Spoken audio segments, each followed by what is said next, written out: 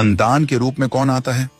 पूर्व जन्म के कर्मों से ही हमें इस जन्म में माता पिता, भाई बहन, पति पत्नी, प्रेमिका, मित्र शत्रु, सगे संबंधी इत्यादि संसार के जितने भी रिश्ते नाते हैं सब मिलते हैं, क्योंकि इन सब को हमें या तो कुछ देना होता है या इनसे कुछ लेना होता है। वैसे ही संतान के रूप में हमारा कोई पूर्व जन्म का संबंधी ही आकर जन्म लेता है, जिसे शास्त्रों में 4 प्रकार का बताया गया है। 1. अरणानुबंध पुत्र। पूर्व जन्म का कोई ऐसा जीव जिससे आपने ऋण लिया हो या उसका किसी भी प्रकार से धन नष्ट किया हो, वह आपके घर में संतान बनकर जन्म लेगा। वह अपना धन बीमारी में या व्यर्थ के कार्यों में तब तक नष्ट करेगा जब तक उसका पूरा हिसाब न हो जाए। 2. शत्रुपुत्र। पूर्व जन्म का कोई दुश्मन आपसे बदला लेने के लिए आपके घर में संतान बनकर आएगा। बड़ा होने पर वह माता पिता से मारपीट, झगड़ा करेगा या उन्हें सारी जिंदगी किसी न किसी प्रकार से सताता ही रहेगा। वह हमेशा कड़वा बोलकर उनकी बेइज्जती करेगा और उन्हें दुखी रखकर ही खुश होगा। 3. उदासीन पुत्र। इस प्रकार की संतान न तो माता पिता की सेवा करती है, न ही कोई सुख देती है।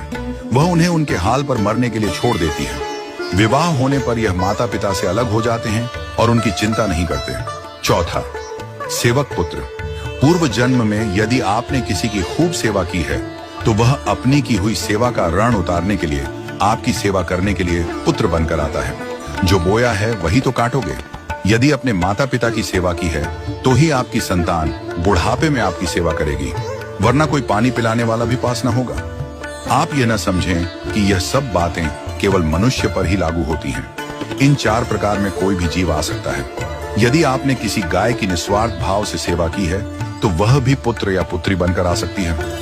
यदि आपने गाय को स्वार्थवश पालकर उसके दूध देना बंद करने के पश्चात उसे घर से निकाल दिया हो तो वह ऋणानुबंध पुत्र या पुत्री बनकर जन्म लेगी। यदि आपने किसी निर्दोष जीव को सताया है तो वह आपके जीवन में शत्रु बनकर आएगा।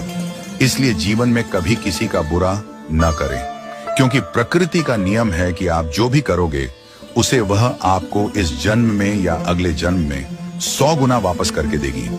यदि आपने किसी को 1 रुपया दिया है तो समझो आपके खाते में 100 रुपया जमा हो गए हैं। यदि आपने किसी का 1 रुपया छीना है तो समझो आपकी जमा राशि से 100 रुपये निकल गए। जरा सोचिए, आप कौन सा धन साथ लेकर आए थे और कितना साथ लेकर जाओगे?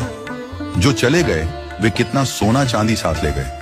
मरने पर जो सोना चांदी धन दौलत बैंक में पड़ा रह गया, समझो वह व्यर्थ ही कमाया।